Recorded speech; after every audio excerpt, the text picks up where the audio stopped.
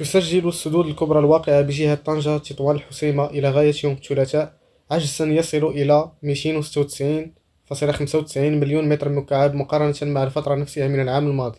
وأفاد تقرير المديرية العامة للمياه التابعة لوزارة التجهيز والماء بأن إجمالي مخزون المياه بالسدود الكبرى بجهة طنجة تطوان الحسيمة يصل اليوم الثلاثاء إلى 620 مليون متر مكعب، أي بمعدل الملء يناهز 36% من مجموع حقينات السدود التي يفوق 1,721 مليون متر مكعب.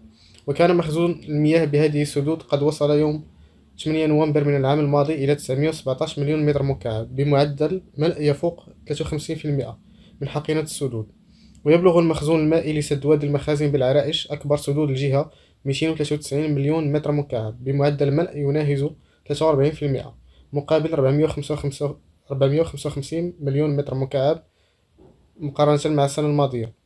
يليه سد دار خروفة ب 111 مليون متر مكعب، أي 23%. أما على مستوى السدود الواقعة بشورى بعمالة طنجة أصيلة فقد سجل سد 9 أبريل مخزونا يصل إلى 36 مليون متر مكعب، بينما يتوفر سد ابن بطوطة على مخزون يناهز مليون متر مكعب.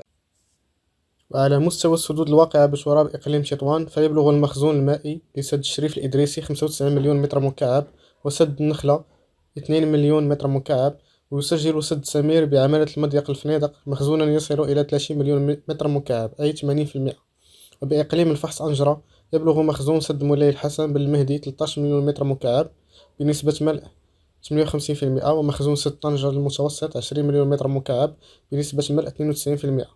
وبشفساون يناهز المخزون المائي لسد شفساون 10 مليون متر مكعب بنسبة ملء 97%، بينما إقليم الحسيمة يصل مخزون سد عبد الكريم الخطابي إلى 3 مليون متر مكعب، أي 26%، ومخزون سد جمعة إلى مليون متر مكعب.